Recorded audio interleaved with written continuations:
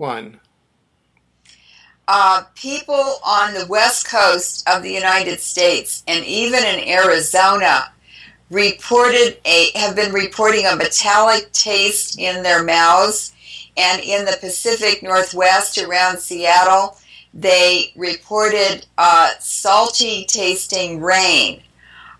These are indications of radioactive particles in the air, just as they are in Japan. And the salty rain, and probably the main cause of new increases in asthma reported in Japan and in the Northwest, is cesium chloride, which it's a compound that forms from the radioactive cesium released into the atmosphere from nuclear sources. On the night of June 14th, a nuclear incident occurred in the Reactor 3 building in the spent fuel pool when huge bursts of gamma-ray fluorescence lit up the night sky and turned the reactor building as bright as the sun, indicating the spent fuel rods and melted uranium and plutonium may have been boiling off, but it may have been something else, because most of the radioactive isotopes in the spent fuel rods are oxides, and they have extremely high melting temperatures.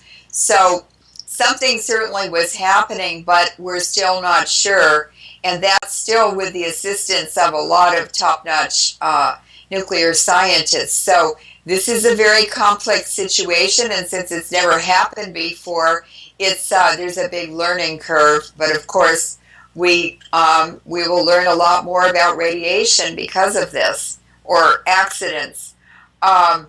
The radiation from this unreported but very dangerous event on the night of June 14th was released without protecting the residents of Fukushima Prefecture, especially the children.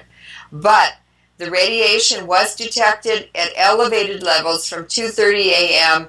to 7:30 a.m. on a monitor in Ibaraki Prefecture. How many curies of radiation were released? When will this nuclear war against the Japanese people and the Northern Hemisphere ever end? It's months later, and there's really no solution to the problems at Fukushima. It's an unprecedented nuclear disaster, many times worse than Chernobyl. Instead of evacuation, the Japanese government gives the children who are sick with radiation symptoms now. They have increased asthma, diarrhea, chronic fatigue syndrome. They're very tired all the time, and they have nosebleeds. It's just horrible. The government is giving them film badges to measure the external exposure dose. They're just part of the national sacrifice zone, exactly like the study groups in the U.S. who were secretly studied, just like the Hiroshima and Nagasaki victims who are still being studied after we were exposed to nuclear bomb tests. The Iraq victims and Gaza victims, Cheney has been sending people over, experts over, to do dose assessments, to take soil samples, and to assess the people to see how high the radiation levels are. And obviously it's so they can add more radiation until they reach the desired dose to eliminate the target population. And the U.S. government did the same thing to Americans during 1,300 nuclear bomb tests in the U.S. Sorry, could I interrupt here? When you mentioned Cheney, was that during the Bush administration, or he's currently doing it, or what? He was doing it under the Bush administration, but there are indications he sent the same person, his name is Ficino, to Gaza, and this is after Cheney and Bush left office. I see. He's still to measure involved. The radiation from the depleted uranium bombing of Gaza. Also, they use dime weapons, DIME, which is a very, very carcinogenic tungsten alloy. They're putting about 10 pounds of it into the warheads of various bombs and missiles, and it has a 100% tumorigenesis within 3 to 5 months and 100% death rate within 7 months, and this is in rat studies. But we know already from death rates and analysis of various parameters, health parameters in Fallujah and Iraq, that they used it there and in Lebanon. Right. So these are similar sort of very specific genocides going on. Very specific genocides with more and more efficient technologies. Right. Now, back to the food contamination in the U.S. due to Fukushima. Yes. I want to mention a study that was done reported from Los Angeles on July 15th. The title is Abnormal Spikes Reported in Southern California Radiation. Radioactivity in Los Angeles Peaches jumps 208% above normal. So this is a volunteer radiation monitoring program that people are doing, and because people, just ordinary citizens, have to do the measurements now. They can't count on any international organization, their own governments at any level. We are on our own now, and we're facing total extermination and genocide if we don't act on our own behalves. I can't emphasize that more strongly. We are on our own. So what these citizens found on July 8th was the interior spot reading in a Santa Monica market had an approximate background of 39 counts per minute. 2 peaches sustained 81 counts per minute and above or over 2 times the background, 208% times higher than the site background. On the 7th of July, in a 10-minute interior average of the driver's side floor mat of radiation station's vehicle, 48.8 counts per minute, which is 23.23% higher than the previous interior average. So here we begin to see the cumulative effect of radiation, low-level radiation in the environment in the western U.S. This is Los Angeles. On July 6th, there was a 10-minute interior average of a radiation station Teledyne water pick air cleaner and ionizer's 3M filter. So it's a dust aggregate from the filter, which was video recorded at 57.6 counts per minute, which is 46.94% higher than the preceding interior reading. So this is the cumulative effect. And then at 7 p.m., an hour before, the interior average of a radiation station Teledyne water pick air cleaner and ionizer's 3M filter, a specific spot on the filter measured 60.2 counts per minute, which is 53.5% higher than the preceding interior reading. So this is what's happening all over Japan, but at higher levels. We've got it all over the U.S. now. It's on our shoes. We're tracking it into our houses. It's on our rain umbrellas. It's on our raincoats, on our jackets that we wear outside. Our gardens are contaminated. Our drinking water is contaminated. And our food is contaminated. Now, what is notable is that in the last decade, in the last 10 years, bipolar disorder has increased 40 times in the United States. Now, is that because more people are being given that diagnosis, or is that a standard diagnosis that has increased 40%? it's being caused by the increasing levels of global radioactive pollution. And in the last 10 years, that would be from primarily the depleted uranium floating around the world and being rained out into the environment all over the world, from the depleted uranium weapons used in Iraq and Afghanistan. They're using them in Africa. They're using them on Mindanao, in the Philippines. They're using them all over Australia, every base. And we're about to have another Talisman Sabre huge joint exercise in Australia with U.S. and American troops, 250,000 troops. And I have documentation from Australian military websites and soldiers' blogs that are photos of the every caliber of depleted uranium munitions being used during those Talisman Sabre exercises. Australia is completely radioactive. It's blowing all over the southern hemisphere, and it's just causing horrendous brain damage. It's uranium really affects the brain function and causes decrease in intelligence, in SAT scores, in very large increases in bipolar disorder. What's the disease that children have where they can't concentrate? Dyslexia, all kinds of autism. It's just horrific what's happening to American children. And it's got to be radiation because this is the same disease as ADHD, attention deficit disorder.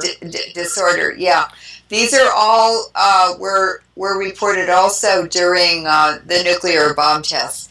As soon as we turned the radiation off and ended the bomb testing, the fishing catch improved overnight, practically over-recovered in less than 5 years, and unfortunately, the brain damage in American children has become permanent. There was a 12% decline in SAT scores for children born between 1945 and 1963. 12% in just a few years, and that never recovered because nuclear power plant pollution replaced the bomb testing nuclear pollution. Now, Japan has had 3 nuclear wars since World War II, when they were bombed with Hiroshima and Nagasaki atomic bombs. Then they got the nuclear power plants, and now they have the Fukushima disaster, which is going to finish the Japanese future. Well, yeah, we may have covered this elsewhere, but I'd just like to reiterate it for this particular program. What you just mentioned about the effects of stopping the atmospheric nuclear tests and how there was a recovery in the biosphere and among humans to a certain extent. So that means that if in Japan the nuclear reactors had been encased in concrete or some other similar thing, I'm not the expert here, or even now, similar measures had occurred, such as have occurred at Chernobyl and elsewhere, this would greatly ameliorate the situation. Is that correct? Yes, the initial response created all these problems. So why is it that, I guess the answer is obvious. Is it because this is a false flag operation tied to a genocide that, in effect, there has been no, quote, permanent solution, which is relatively obvious, to encasing the Fukushima reactors in concrete or some other permanent solution like that? Well, let's just put it this way. The United States government and the Japanese government have been issuing joint contamination maps, joint documents, so forth and so on. It's very clear that it is actually through the Department of Energy, Dr. Stephen Chu and his science advisor, Dr. Kunin, that they are running the emergency response in Japan. They're telling TEPCO what to do. And when one of the contamination maps was hacked by a Japanese friend of mine, he discovered that the map was the same on the underneath layer, but instead of having joint release by Japanese and U.S. government, it said map made by the Department of Energy. Right. So the U.S. is basically calling the shots as to Fukushima, and the U.S. Department of Energy, as we know from the BP oil spill, is essentially run by the British Crown and the City of London. Well, let's just take it to Queen Elizabeth. Yeah. Dr. Stephen Chu received a Nobel Prize for his research on alternative energy, solar energy. And he was at Stanford then. 2 years before Obama was elected, he received $500 million from the Crown, which is the City of London bankers for the Queen, to start his election campaign. Stephen Chu was hired 2 years before Obama was elected by the Lawrence Berkeley Lab, which is where the Manhattan Project started, and it is managed by UC Berkeley. Stephen Chu, while director of the Lawrence Berkeley Lab, received $500 million from British Petroleum, which is owned by Queen Elizabeth, to set up a British Petroleum, it's called the Helios Research Project, or Research Village, at the Lawrence Berkeley Lab. And so he was very beholden to British Petroleum and Queen Elizabeth, and his twin, he called him, at that time, while he was director, was British Petroleum scientist Dr. Kunin. And as soon as Obama was elected president, he immediately appointed Stephen Chu to be director of the Department of Energy, and Stephen Chu immediately appointed Dr. Kunin as one of his undersecretaries, undersecretaries for science. And so it's the two of them who actually oversaw the British Petroleum Gulf disaster. We know what happened there. It was a big cover-up, and they let the poisoning go on and on and on. And they are also overseeing the Fukushima disaster, and obviously they're both British Petroleum, and Chu is even a Nobel Prize kind of an agent. The Wallenberg bankers in Scandinavia run the Nobel Prizes. We know it's a dirty prize. Yeah, so and both Obama and Chu are Nobel Prize recipients. Yes. So all three of them, Obama, Dr. Stephen Chu, and Dr. Kunin, are all working for Queen Elizabeth directly. Right. There's no doubt. It's just how it is. Now, what I did want to say before we go on to evidence of U.S. and Canadian government complicity is that there is a very strong, very subtle, and very immediate radiation effect in terms of the birth-sex ratios. In other words, the number of newborn baby boys born for every 100 baby girls. And as soon as there is radiation contamination, the number of new baby boys begins to drop. And in Fallujah, it has dropped in the 5 years since Fallujah, the battle. It has dropped from maybe about 105 baby boys per 100 girls, that's the world average, to about 87. And that happened very quickly, within 2 years of the Fallujah battle. So we're seeing all over the world a decline in the ratio of baby boys to baby girls.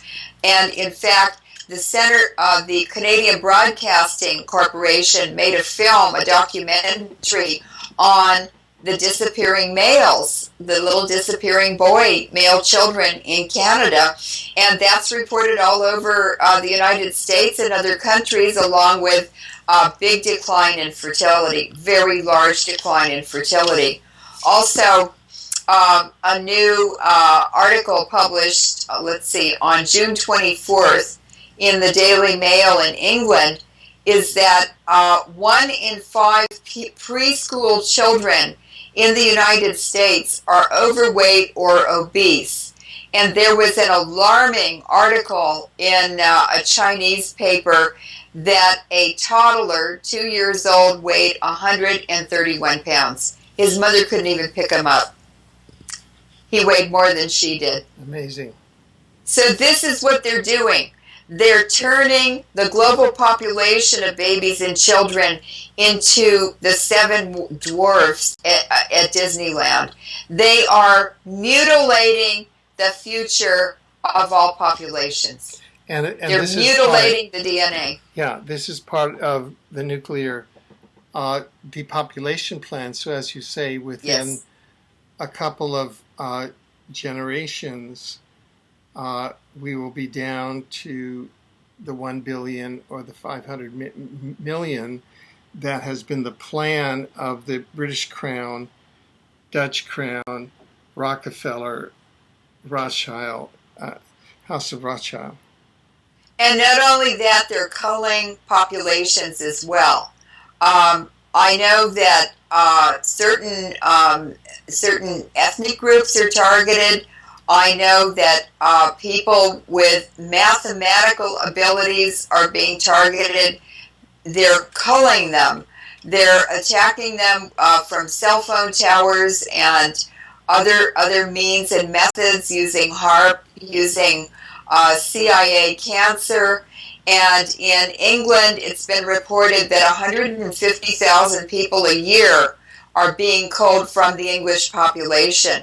These are people who have the ability, the creative thinking ability, the mathematical ability to reverse the technologies that have been developed by the international financiers and the monarchies in order to cripple the human population and reduce it to a slave population that they can easily control. And there's no doubt about this. I'm just going to talk about the government complicity now in the U.S. and Canada. Now, on March the 9th, there was a foreshadowing event of this Fukushima disaster, and that was that the Center for Disease Control in the United States suddenly posted a lot of documents on radiation and continued to for the next 30 days. Hundreds of documents. Now, I'm going to just read the titles of a couple. And this is, just to remind people, this is suddenly out of nowhere 2 days prior to the March 11, 2011 Fukushima event. Yes. Yeah, and that foreshadowing is part of the technology of a false flag operation, so that it shows that there was a command and control element within the false flag operation that triggered the CDC to do this, and that coordinated the Stuxnet virus and the HAARP, possibly the Tromsø, Norway HAARP facility on March 11, 2011. This is just so that people get an idea of the integrated genocidal, planetary genocidal aspects of this program. Okay, sorry. It's never happened before. I think we've been very lucky because of the internet to be able to get so much information and to connect it.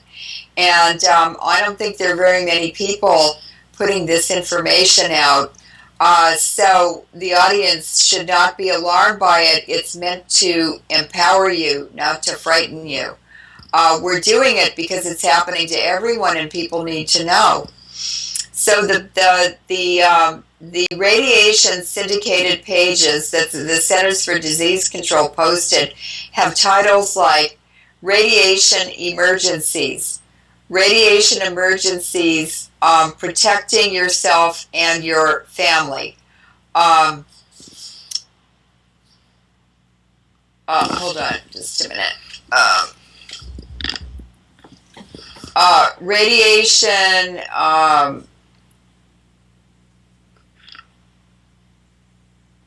asked questions, FAQs about a radiation emergency. Radiation emergencies, information for clinicians, radiation institute. And so it goes on with many, many, many of these documents that were suddenly posted 2 days before the disaster. Now, on March the 17th, which is the day before the radiation from the first Fukushima explosion reached the west coast of the United States, public health officials in counties around California, and it must have been for every state, issued letters to doctors ordering them not to give iodine tablets or iodine supplements to their patients who were concerned about radiation poisoning.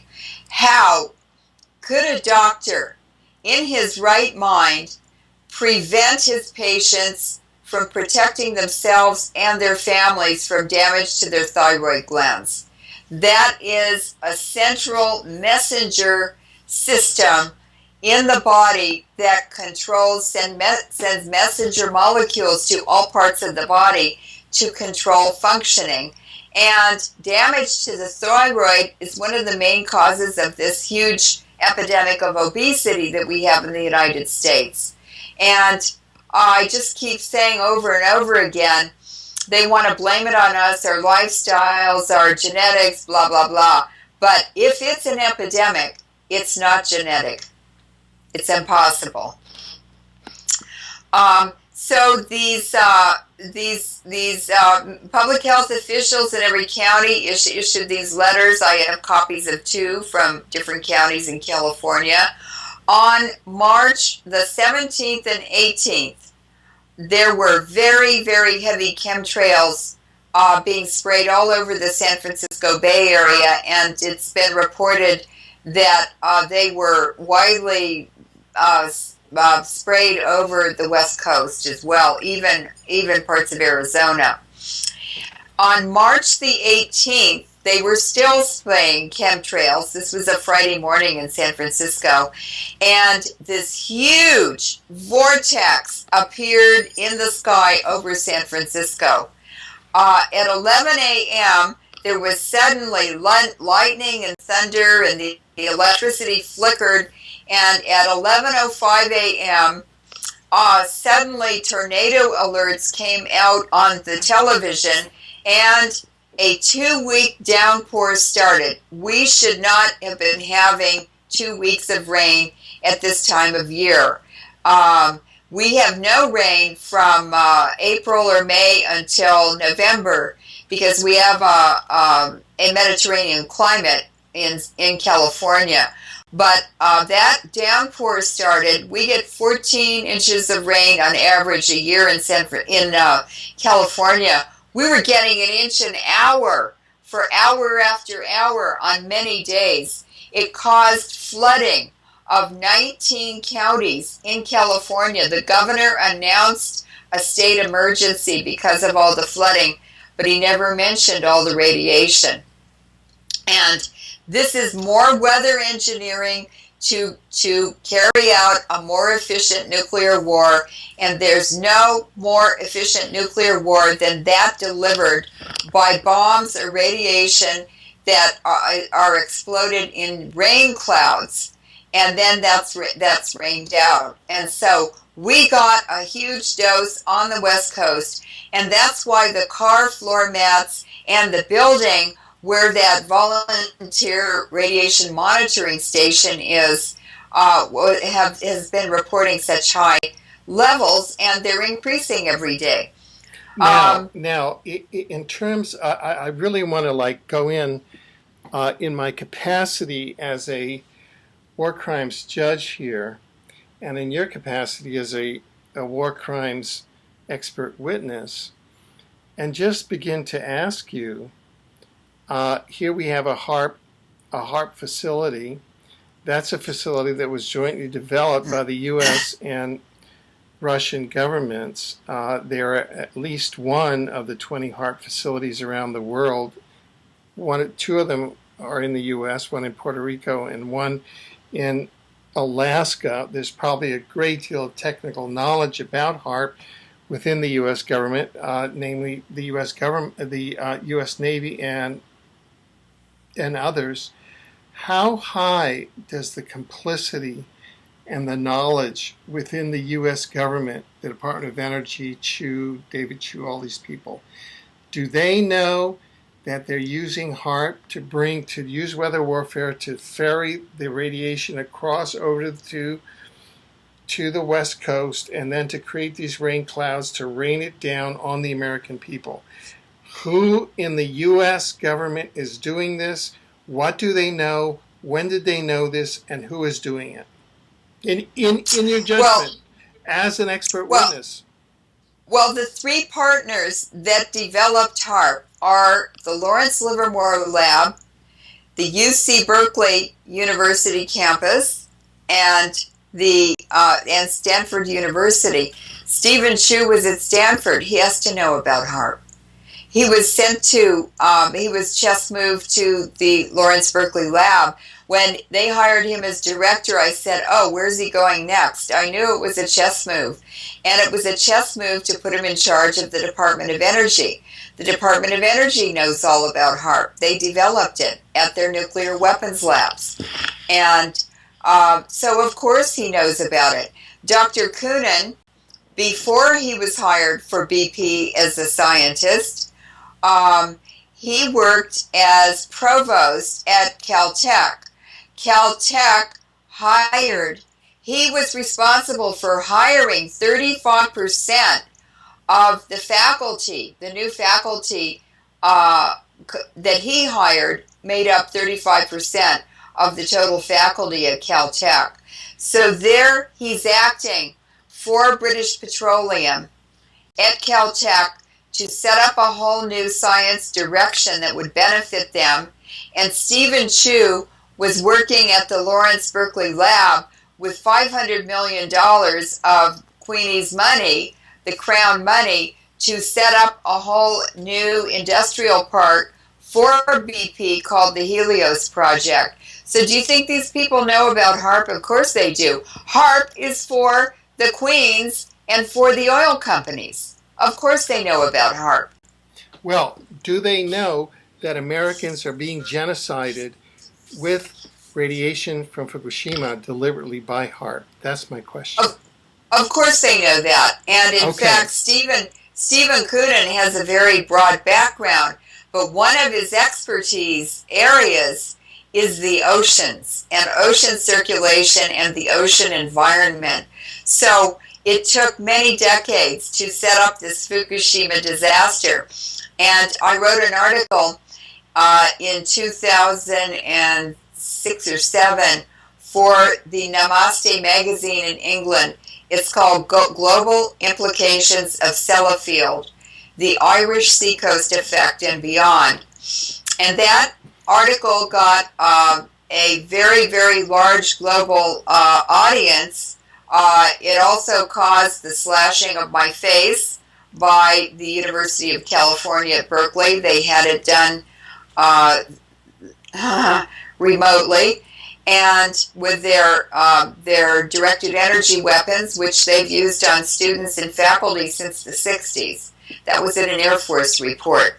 So in my article, what I pointed out and proved is that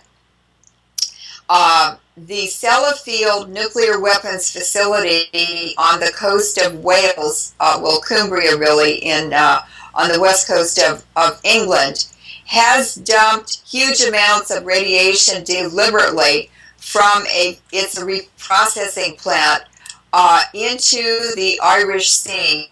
They were deliberately doing it. It was admitted by a scientist who worked there to the Environmental Committee in the British Parliament. He testified and said that Sellafield was the largest nuclear facility polluter in the world. And what I was able to prove is that that radiation migrated not just up around Scandinavia and poisoned all their fisheries in the Arctic, but that radiation moved south too into the Atlantic, where the great conveyor belt of it's an ocean current that circulates through the Pacific and Atlantic Oceans and controls climate on this Earth.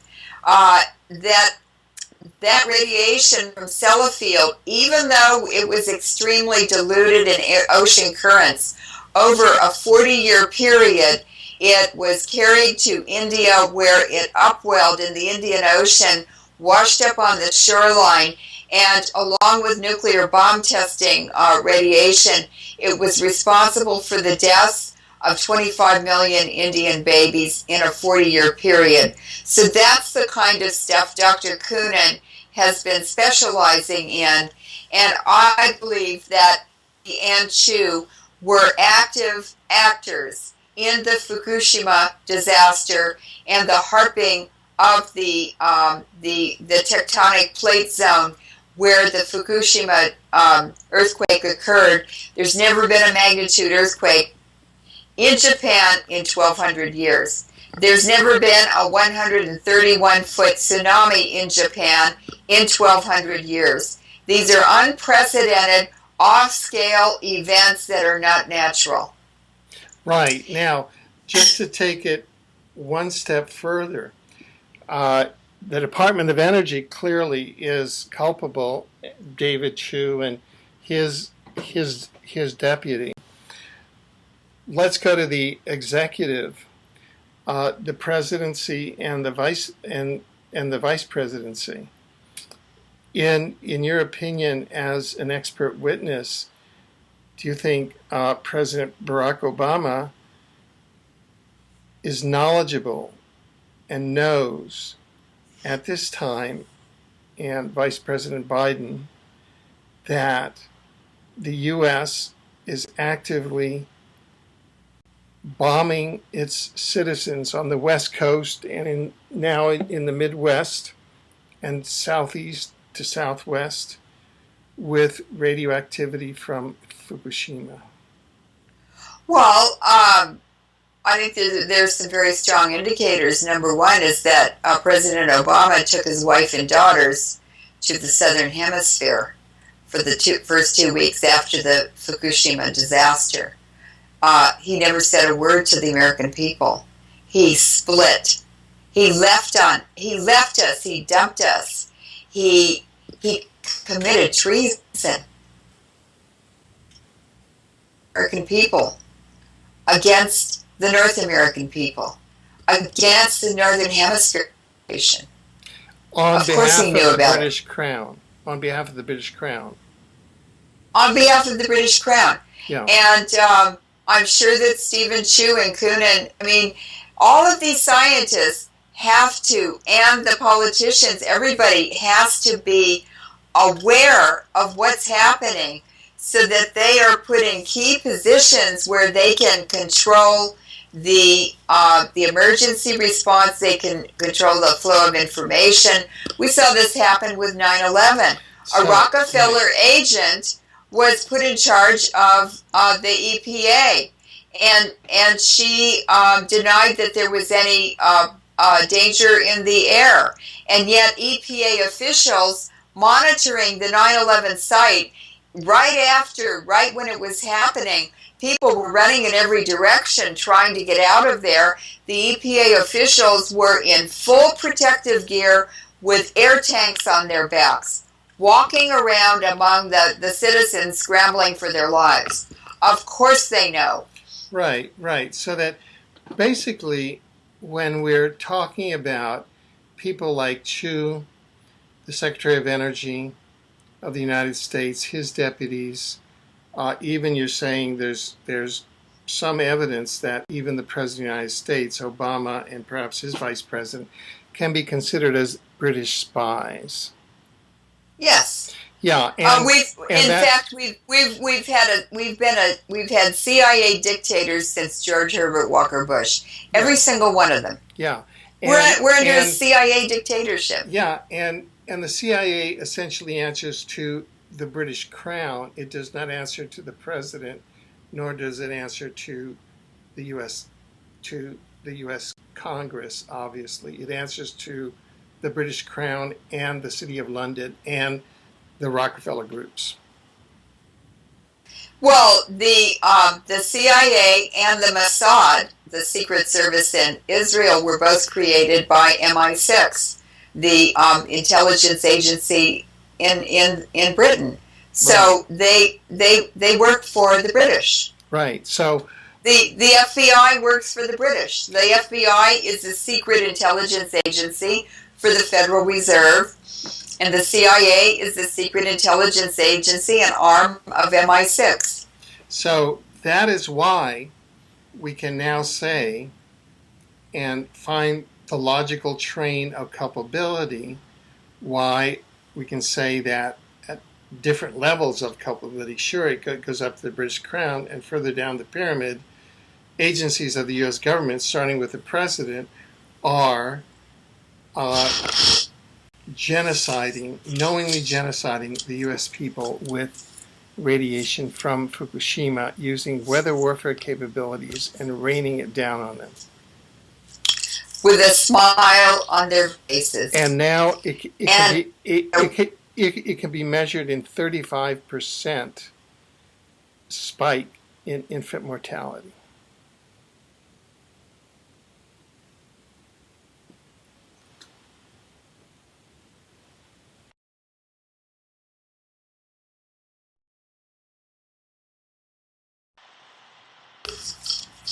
Alfred? Yeah.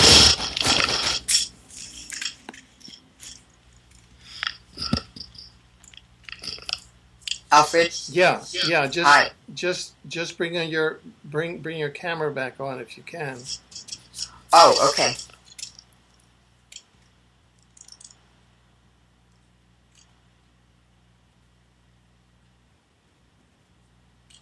Okay. Okay, so all of this interference was captured on tape, by the way. Good. Okay, so I just wanted to, as they say, put that on the record.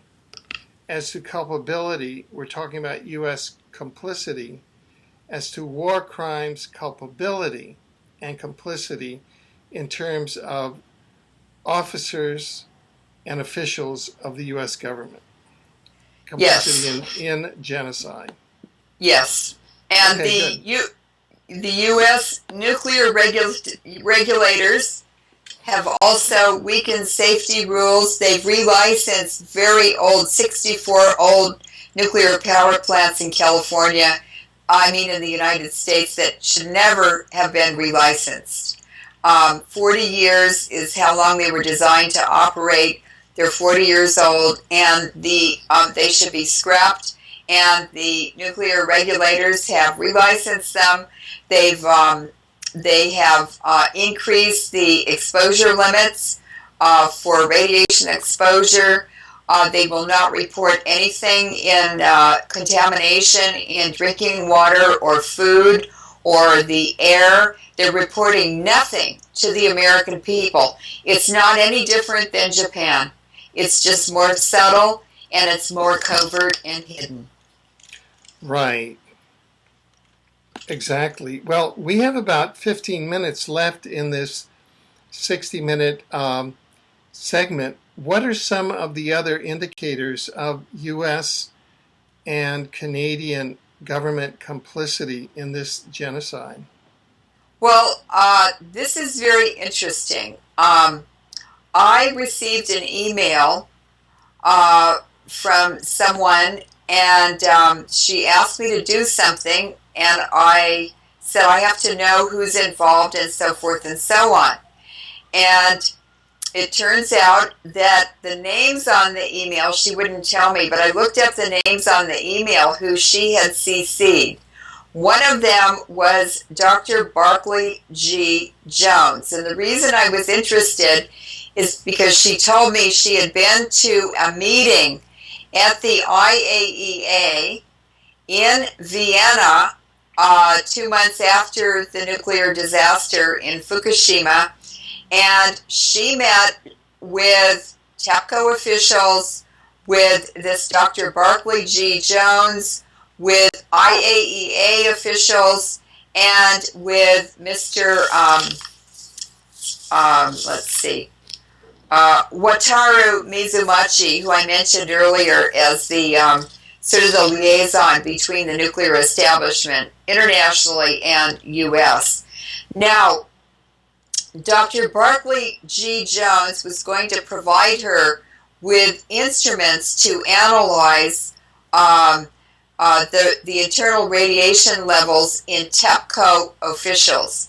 She has a patent on the technology, but she wouldn't tell me what it was.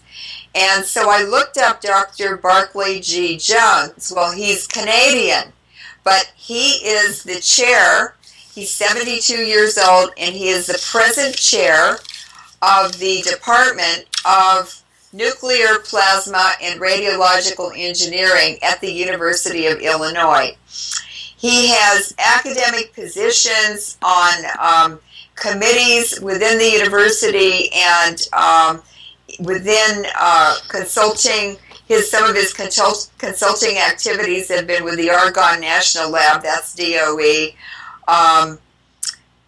the Thermohydraulic Nuclear Regulatory Commission, Washington, D.C., Illinois Power Company Nuclear Review Audit Group, Electrical Power Research Institute, Palo Alto Institute of Nuclear Power Operations in Atlanta, Georgia. He received an Athlone Fellow of Canada to Great Britain award in the 50s, and he was at Harwell, which is the British Nuclear Analytical Laboratory in England. He also got a Halliburton Education Leadership Award, and I believe that Halliburton is owned by the Rothschilds.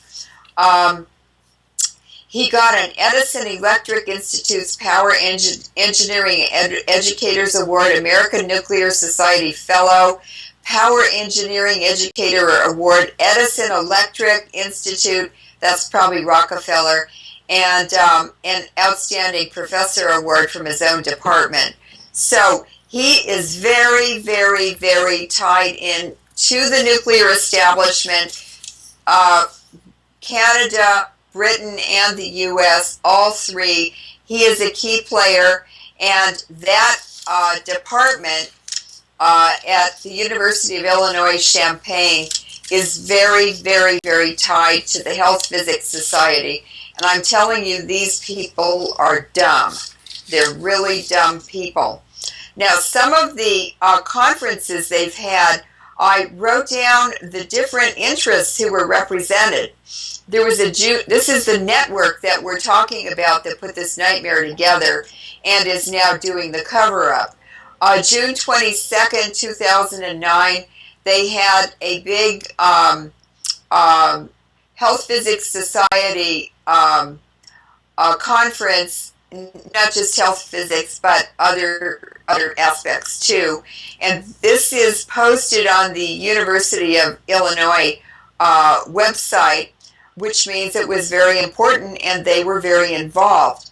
So Entergy, the big nuclear power plant company, was there. Representatives from the Pilgrim and Indian Point reactors were there. The Nuclear Regulatory Commission, the University of Illinois,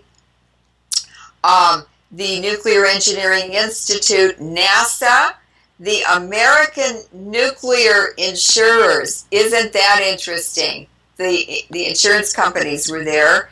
The EPRI is the Electric Power Research Institute, Radiation Safety and Control Services Incorporated, American Electric Power, the President's Office.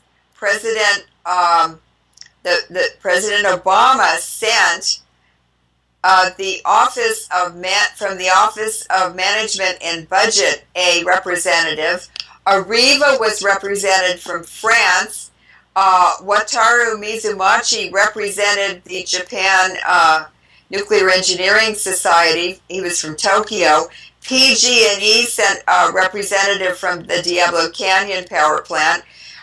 Progress Energy Environmental Lab, Chesapeake Environmental Services. So all these people, all these stakeholders, there was another one at Browns Ferry in 2009, and the Atomic Energy of Canada was there. Sumitomo Metals Industry was there, Exelon Corporation, Constellation Generation Group, the Russian Research Institute for Nuclear Plants, the German Chemkraft Work Liebstog AG was represented, Duke Energy, Oak Ridge Associate University Studies. I mean, look at Ontario Power Group. Look at this spider web of vested interests. This is who is running the nuclear power industry. And the reason Areva is so interesting is because in a Japanese book, an investigative journalist called Hiroshi Takase wrote a 2-volume investigation of the Rothschilds, and he had a page in it that was in English, and it showed that the whole entire nuclear industry globally is run out of France for the Rothschilds. That must be Areva. Yeah, and to show the Canadian connection to it, as you know, a huge amount of the lands here in Canada are Crown lands. Canada is one of the largest uranium exporting countries in the world, and that's part of the Rothschilds and the Crown of England's principal interests in Canada, and against the explicit provisions of Canadian law and the rules and regulations of the Canadian Nuclear Regulatory Committee. Canadian uranium is routinely exported from Canada and is the preponderant majority of the uranium in American, UK, and Israeli depleted uranium weapons. And when you and I brought this issue to a member of Parliament of the New Democratic Party who brought it to the floor of the House of Commons, the now Prime Minister of Canada, who's an Illuminati agent, Stephen Harper, brought the director of the Nuclear Regulatory Commission of Canada and fired her on the spot, right on the floor of the House of Commons over another pretext. But that's what it was about, to ensure that there was a steady supply of Canadian uranium for depleted uranium weapons for the continued use in this planetary genocide.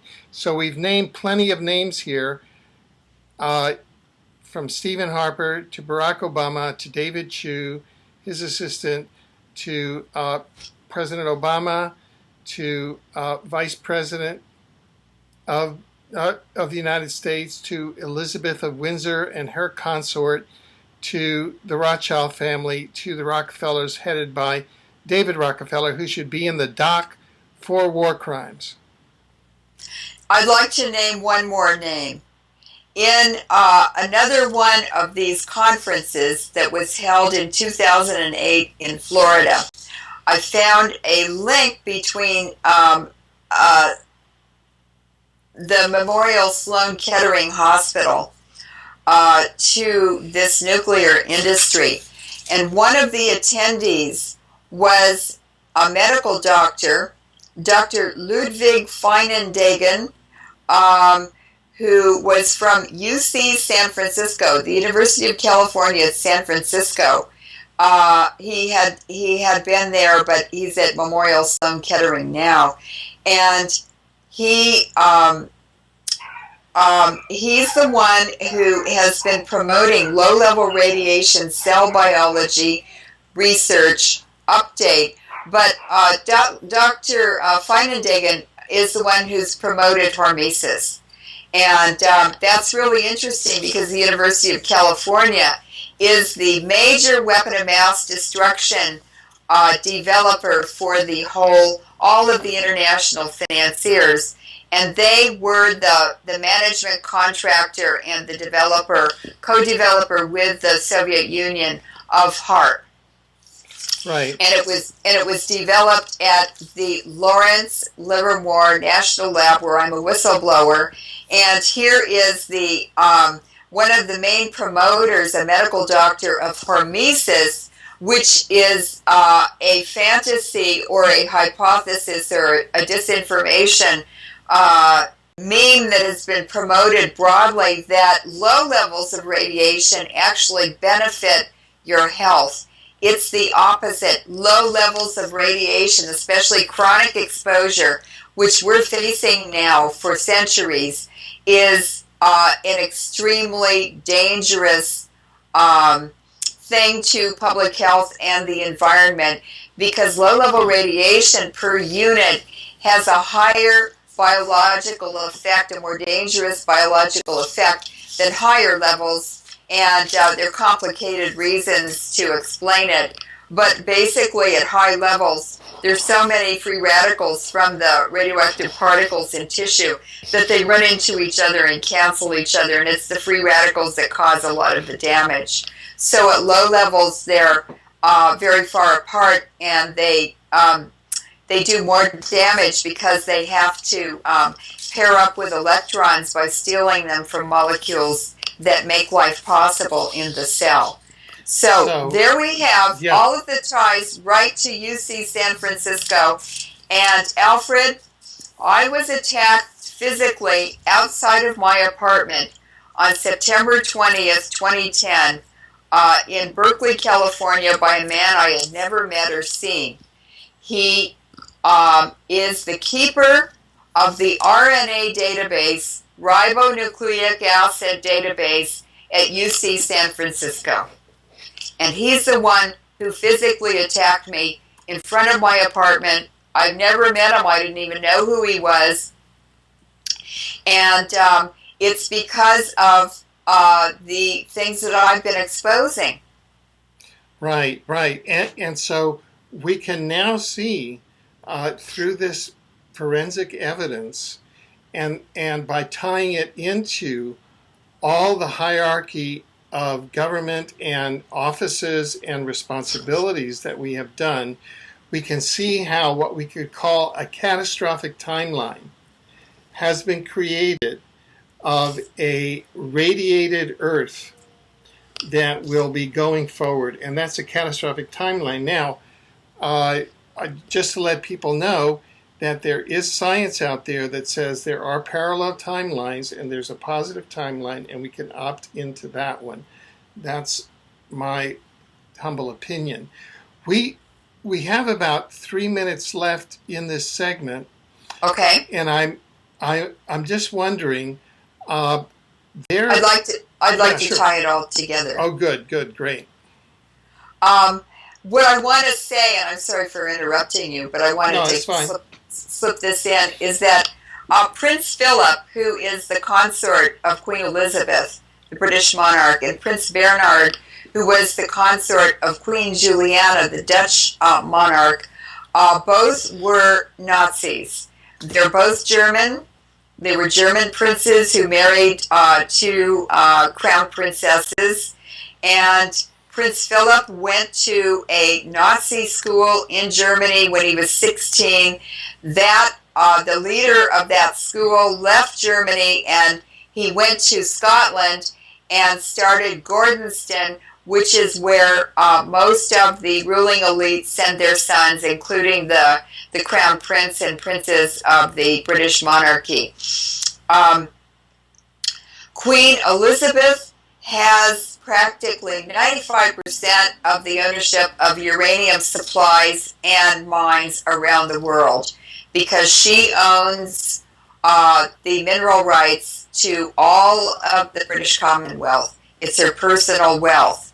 Now, Prince Philip started the World Wildlife Fund and brought Prince Bernhard into it. That is a master plan to depopulate the world, and the game parks, establishing game parks and everything is part of the Tavistock Institute, Chatham House, Aldous Huxley. All of these people were very, very instrumental and entities in developing this global genocidal program. And one of the most dangerous men, maybe the most dangerous man in the 20th century, was Bertrand Russell. He gave lectures in the 1930s on this whole genocidal effort and plan, and they were compiled into a book published in 1952 called The Impact of Science on Society. So all of these people are the grand architects of this global genocidal plan. And Japan was also always meant to be targeted. Right. Okay, well, we certainly want to thank you. We've had some listener feedback and communications that in our future updates, they would like to also hear of any of it, aside from the ways that people can protect their health and the health of their young children and families. Also, any technologies that may be out there that can reverse the effects of radiation. As we've seen, the studies show that as soon as a source of radiation is stopped, the nature tends to self-correct itself. But we will be addressing those issues in future programs. Thank you, Loren, and thank you very much. Thank you, Alfred.